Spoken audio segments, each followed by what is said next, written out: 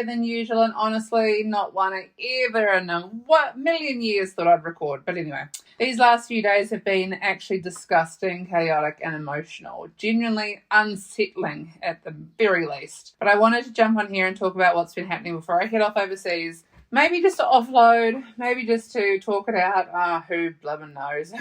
So grab a cup of tea, get a drink, get comfy. Let's get into it. Look, I wish I could say I was looking forward to going, but right now I'm struggling to even leave the house.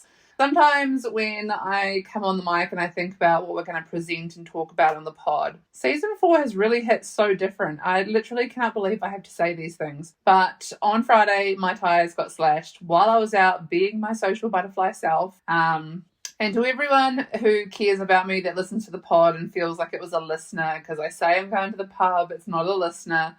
As a disgruntled person in this shitty small town that's retaliating due to that shitty altercation in the pub 3 weeks ago. And I actually hope karma bites him in the ass, because I'm not one to mess with. And this has rattled me in a really strange way. It's just the most unnerving thing. It's like, you know, when you think you feel safe, it's a small town, blah, blah, blah, blah. And then something like this flips upside down and you think, maybe it's not all nanas and like soft, bloody, calm environments. I don't know. Secondly, unfortunately, a friend who lives a few streets over was also targeted with an attempted arson attack where they had thrown a lit firework into his son's bedroom and almost caught the house on fire. So while I'm still saying both these incidents are major, it's pretty gross if you think about it. Obviously, you know, running around the streets with a knife slashing tyres and running around causing chaos with fireworks in people's homes is, I mean, I'd be actually mortified if I didn't know who it was. But I am really lucky and thankful, unfortunately, to say that obviously I do have someone that was also targeted, and, you know, we can put the two together, and we've been through the process with the police and our reports are together and everything else. And we just have to wait for the police to formally use the evidence to charge. So it's very time consuming. It's very, and for the most part, I'm just more pissy because I had shit to do before I'd go away. And now I'm sitting here with a car that has 2 flat tires. So anyway, what happened was I went to the pub like I normally do on a Friday night. I was very excited. The funny thing was I actually looked at my car that day and I thought, should I go to the pub earlier than the courtesy coach driver starts and actually just get the coach home? But I was trying to be responsible because I had to pick up my mum from the airport the next morning quite early. So I decided to wait a little bit and get the coach driver to take me, which obviously picked me up at a decent time. And I don't know, I didn't spend too much time at the pub just because it was raining and I came home somewhat early. Didn't spend much time outside like I normally do. Over the summertime, I've definitely been out there and sat on the grass after the pub and just kind of played with my cat Poe and, you know, just enjoyed the summer nights. But no, this time I just went inside, went to bed. The next morning I was walking around the house looking for Poe, my cat, when I noticed the car was on a lean. Both the tyres on the passenger side were slashed. And I was shocked, but also to make it 10 times worse, my poor neighbour, who were brand new to the neighbourhood, who'd been in their house for literally less than 12 hours, had to hear that potentially the neighbourhood was not so safe after all, which is disgusting and disheartening because at the end of the day, I'm down a long driveway and it was just unnecessary. And it's like the police said, you know, it's definitely with intent when there is a long driveway. It's not like it's a vehicle on the street or anything. So, it was gross. It gave me the ick. Many, many red flags. So to say I've barely slept is an actual understatement. Any slight noise over the past 2 nights, I'm awake and alert like a meerkat up at the curtains. When Mum came back from Christchurch, she was visiting my sick uncle, and it was already a struggle to get her to go in the first place, let alone when she was coming back. She was more upset that she didn't get picked up by her daughter. So honestly, that's annoying. So yeah, I was crushed. All I wanted to do was see my family that Saturday morning, and especially with everything that's been happening lately, and I was stuck in Cromwell with a car that couldn't, you know, work. It was just annoying.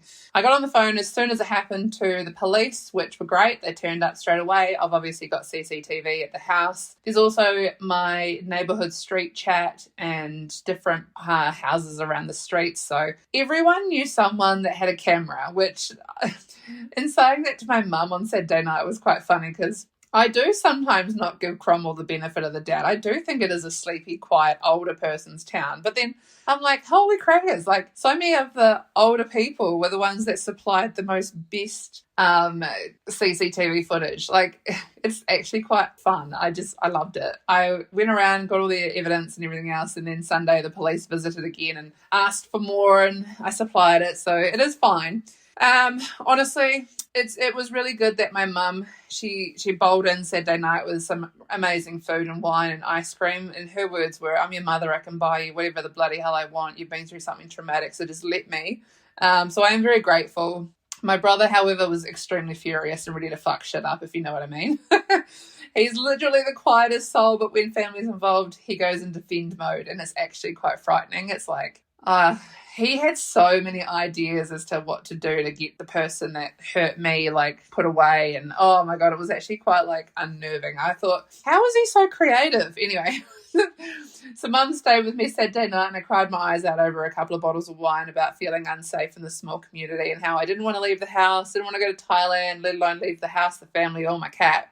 I was actually destroyed emotionally. My boss has been amazing. The community was amazing. The police were even amazing. I just couldn't compute, and it just was this horrible sense of unsafeness that I was just not enjoying. But alas, everyone has told me to get on that damn plane in 2 days' time. And so, yeah, look, I am still going, and there is multiple cameras that have been set up in the days that have passed. It's just been crazy. And the funny thing was, my brother actually had a camera sent to the house last week, and it was in a box to be delivered to his house. And he was like, no, it's one of the real top of the line ones. You've got to put it up. And I was like, this coming from the kid that actually didn't want cameras. And now all of a sudden you've got the most top of the range one. So once I get my car all fixed, though, it's going to be a bit of a different story. I think I took it for granted just kind of leaving it, not so much in the garage. I don't know if I was becoming lazy, but I was just like, whatever, it is what it is. But like my boss says, you have insurance, you know who the offender is, get the most top of the range tyres. The funny thing was, I think it was Tuesday, Wednesday last week, I actually looked at my car tyres and I thought, I need to, once I get back from Thailand, put some money away so that when my warrant of fitness comes around for my vehicle, I can get some new tyres because the tread was looking a little bit minor. So weirdly enough, this has just kind of saved me a job. But the police were so good. They were like, how much were the tyres? How much was everything? And I was able to just get it all sort of resolved. The tyres don't actually turn up till tomorrow, being Tuesday. That's why I'm recording today. But it was just kind of like the police officer was like, how much, reparation or stress and damage should be charged here? And I was like, I don't know, like, you tell me. And she was like, no, well, it's up to you, Danny. How much do you want to put on the offender? And I was like, here we go. So it has been this really fun, supportive, just flexibility, which I knew would happen because I don't have any animosity towards the police, and I do always think that they're just doing their job. So, it's one of those things, you scratch my back, I'll scratch yours. So, yeah, I have had some really great support. And when we found out late last night, yesterday afternoon, that Jason Momoa, aka Aquaman, was playing at the bunker, I was so upset. I was like, oh my God, I don't even have a car to go there, blah, blah. Anyway, a few people offered vehicles, but I just thought my head's not in and I can't leave the house. Like, I actually feel sick at the thought of it. So I decided to try and stay in and just kind of knuckle in and settle in for the evening. But man, my brain was elsewhere. Anyway, back to Saturday night, my mum was with me. I cried my eyes out, blah, blah, blah.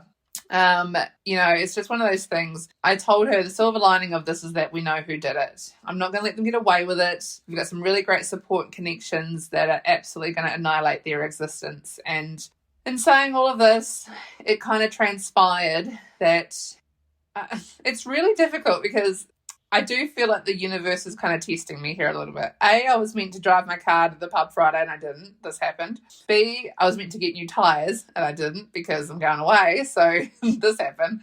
But also the universe is just kind of like, it's almost my birthday and I get it. Like, this happens all the time. It's like, I just get this realization that people just don't deserve to have friendships with me. And unfortunately, the offender is actually a friend of a friend of a friend. So I do feel rather sick in the sense that they were targeting me and everything else. But I've kind of been putting myself in a bit of a box. I've had my social butterfly wings clipped of recently, and I've genuinely tried to be the best friend I could be, but I really struggled with their type of behavior, personality, whatever. So it didn't really take much. A couple bottles of wine and a few tears later.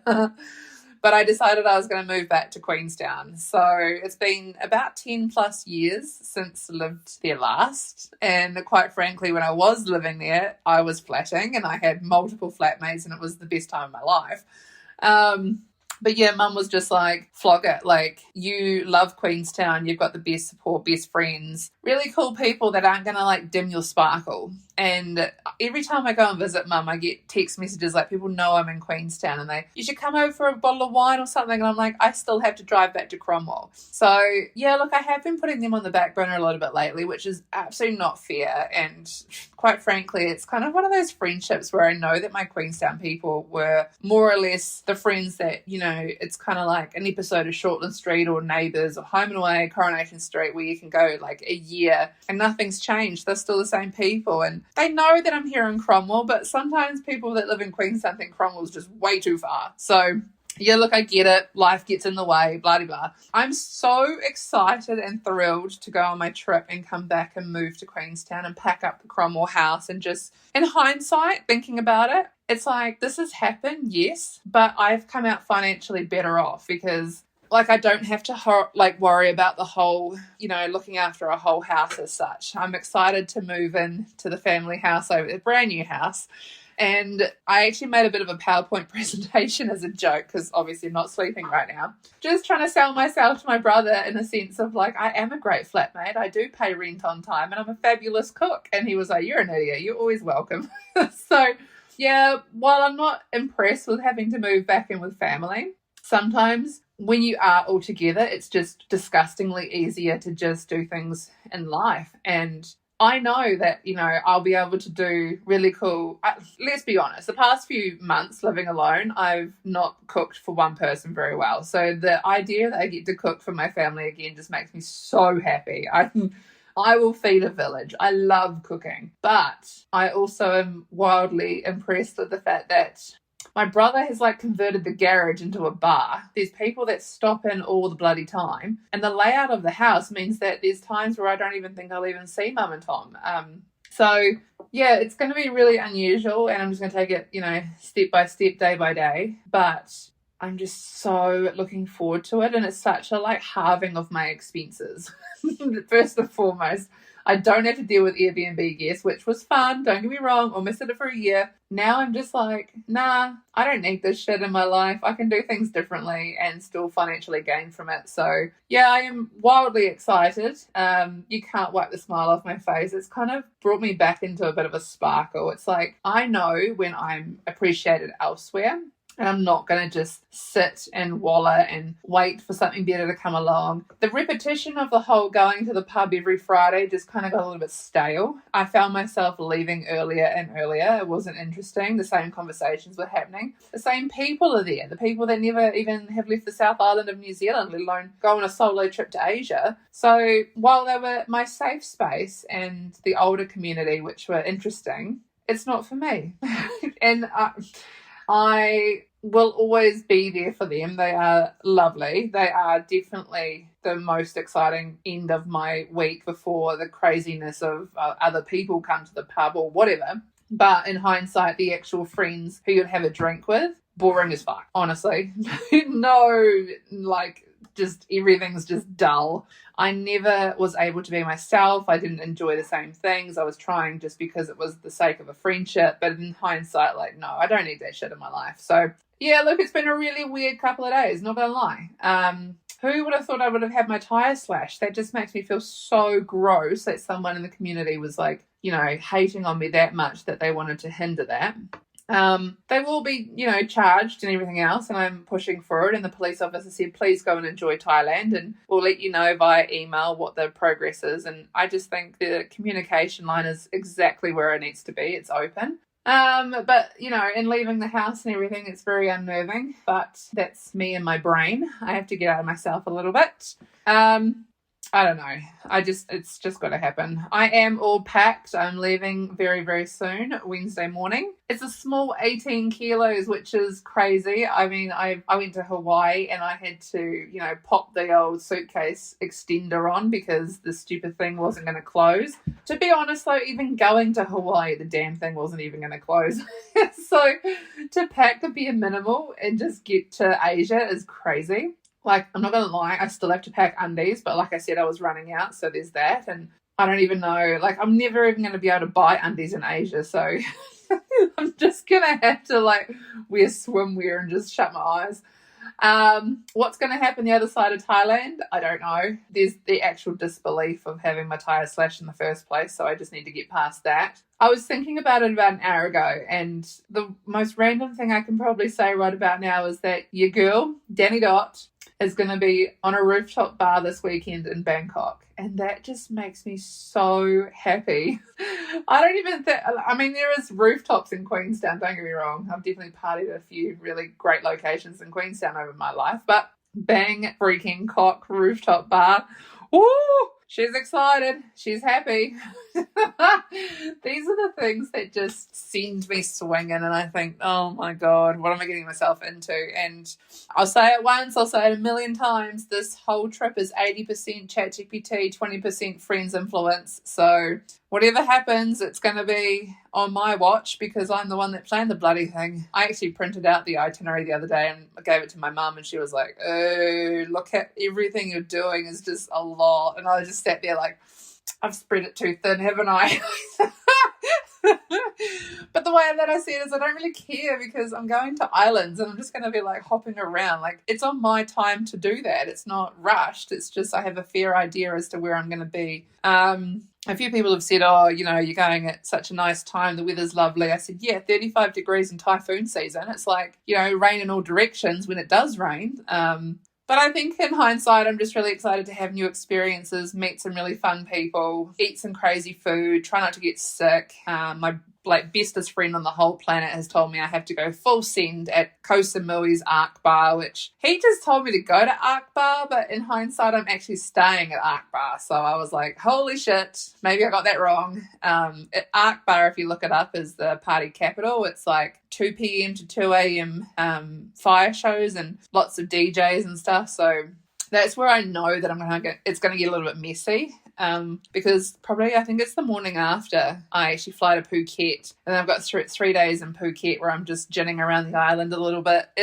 That's where I'm like, oh, well, what do I want to do? Like, I'm going to go to Bangla Road and walk around the red light district. And a few people have said to me in Bangkok, don't go to the ping pong shows and go Facebook Live or anything. I was like, yeah, is that a challenge? Like, me, I actually would, but I don't want to like get shot in the eye with a ping pong ball and end up with pink eye on the first night. That still makes me laugh because that would 100% happen. But no, the red light district in Bangla Road is where I just am very excited to visit. A lot of people said it's a one-time thing. You do it and you don't do it again. But knowing me, like, there's just a lot of hustle and bustle. So I'll easily sit there with a cocktail and just chill and report back as to what I'm seeing. And then, on to Singapore. So I'm a little bit excited about that. It's just after Phuket, the calmness of Singapore. But eventually I'll make it back to Australia and then on to New Zealand again. So this is a weird podcast because I am going to take my microphone. Don't get me wrong. This is still going to be a thing. I'm going to travel with my mic, but I won't actually put out any episodes until maybe the middle of June when I'm back. We are over halfway now through season 4, so it does feel a little bit surreal. I was only telling someone at the pub on Friday that this is my last season and it is wrapping up. I'm obviously going to move on to other things, and it has been a real journey, but I am really confident and safe to say that it is okay for me to have a little mini holiday and not record as formally as I normally do. I'll still chuck myself on the mic and get a few things said and we'll just throw together an episode when we get back. I don't know.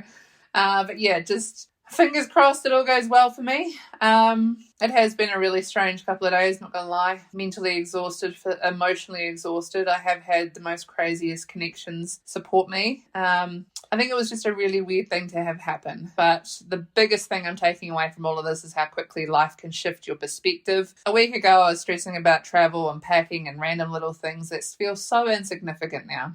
I mean, having a sense of safety shaken in a small community is such a bizarre feeling, especially when you actually know who's responsible, when you're just waiting for things to play out properly and it's out of your control. But in doing what I do best, obviously, I've given all the evidence and done my investigative work as well. So at the same time, the whole situation has weirdly reminded me of how supportive I really am. My family, my friends, the community, my boss, they've all showed up for me in ways I'll never forget. And honestly, it's just made me realise how excited I am for this next chapter in life, which in hindsight is the other side of Thailand, which is moving back to Queenstown. It just feels right in every possible way. For the first time in a while, I actually feel genuinely excited for what's next, as opposed to how everyone has this perception of like how the second half of the year is always the best part where the stories always come out. I just think that, you know, I don't mean for anything to happen. It's kind of scary if you think about it, because I didn't instigate anything. I'm just this harmless little creature. And like I said to the police officer, she was so lovely. And I was like, I only go to the gym, the supermarket and home again. I don't even know anyone. And then I was like, no, wait, I do. She was like, do you know who did this? I was like, absolutely. So yeah, the house is now covered in cameras. I can actually wave to the camera. My brother sees it in Queenstown. So yeah, there's that. Anyway, let's just get on with it and get me back to home after Thailand. I'm fully packed. I'm sitting here waiting to get on this damn plane with my tiny little 18-kilo bag, somehow still needing to pack my underwear because apparently I own none. I can't believe, like, when I first started telling everyone that I didn't have many pairs of underwear before I completely ran out. It's been that long that I still haven't even fixed that problem. Oh my God, I'm the worst. Anyway, thank you guys for listening, for supporting the pod and always riding through the chaos with me. Make sure you follow the podcast, leave a review if you enjoyed this episode, and I'll talk to you guys on the other side of Thailand. So middle of June sometime. And that's all going to plan, because look, if something happens I need to come home early, it is what it is. So anyway, fingers crossed for a safe flight from Auckland on Wednesday evening. If you know, you know. If you want my itinerary, flick me a message. But yeah, I will talk to you guys soon. Bye!